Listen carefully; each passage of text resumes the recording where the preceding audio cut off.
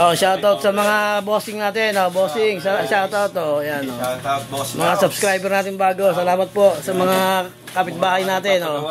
Kay Boss EJ. Oh. Mag-cancel tayo ng click. Oh. Cancel tayo ng click, bossing. Sunday ngayon. Oh. Cancel muna. Yan. Oh, kanina kinensyon natin yung Honda Click 125. Ang ginamit niya ay Honda. Ito. Kasi Honda siya. Honda din. Tapos ang gear oil niya RS8. Ito naman Pasio. Pasio 125. Ay bossing. Ginamit naman niya Yamaha. Tsaka Yamaha din. Yan. Yan oh. Tapos nangangain na ng langis oh. Kakunti na. Wala na sa 800. God. Ito yung 800. Yan. Ganyan karami.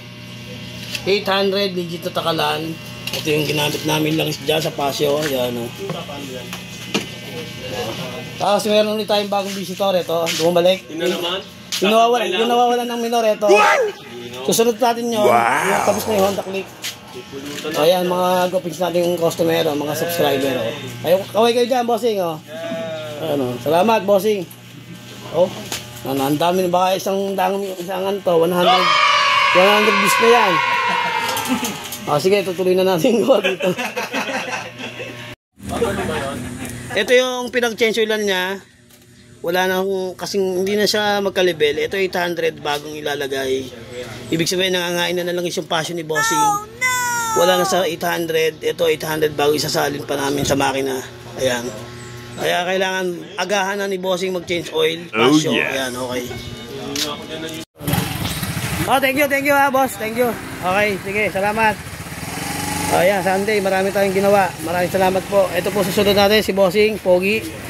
Yan, salamat po. ADB 150 version 1. Version 1 to, diba? Ayan, version 1 kay Boss EJ. Yan. Shoutout kay Boss Mokong ba yun? At saka doon sa isang Pogi niyang tropa. Ito. Sino ba yun? Kay kulay. Bagong pupunta dito, naka-click 160. Oh, click. Oh, sabi do Boss ni GA. Oh.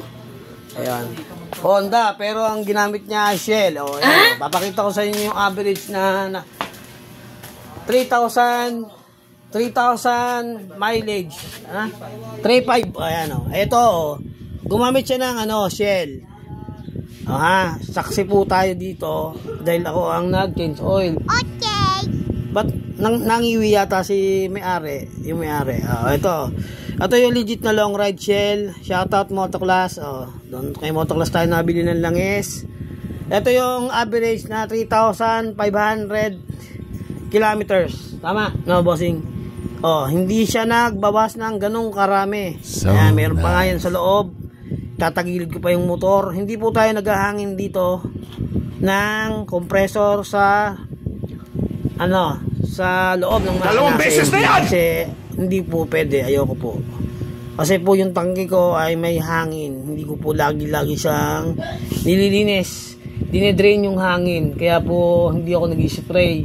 Ginagawa ko po, tinatagilid ko lang tong motor para lumaglag dito or tanggalin yung size 12 sa ilalim. Good job.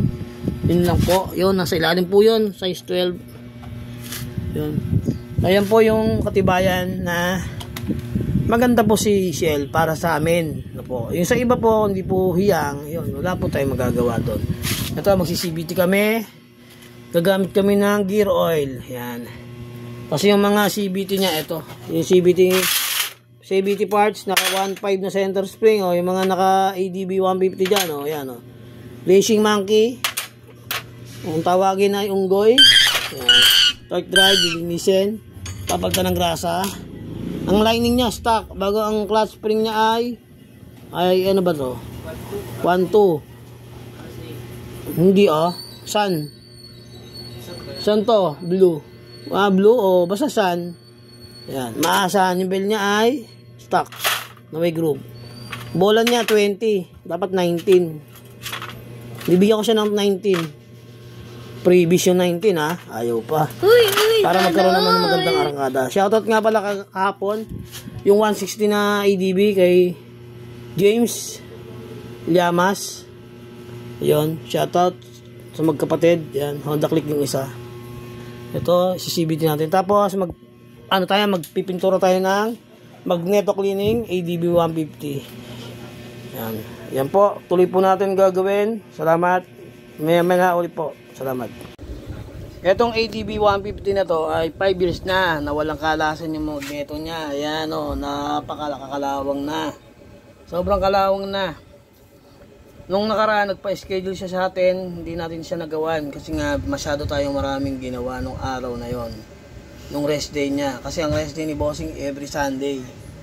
Ayan si Boss. Boss, interview. Matagal na ba? Matagal na. Ilang taon na? Halos 4 years ba? 4 years. Ayan. Ngayon, ito ay ginamitan lang natin ng rubber mallet. Unang-una, ayan, papakita ko yung technique. Papalupaluin nyo lang sa mga side, tatlong side nya. Palo dito, palo dito, palo dito. Pero hindi malalakas. Palo dito na konti. Tapos syempre gagamit tayo ng W40.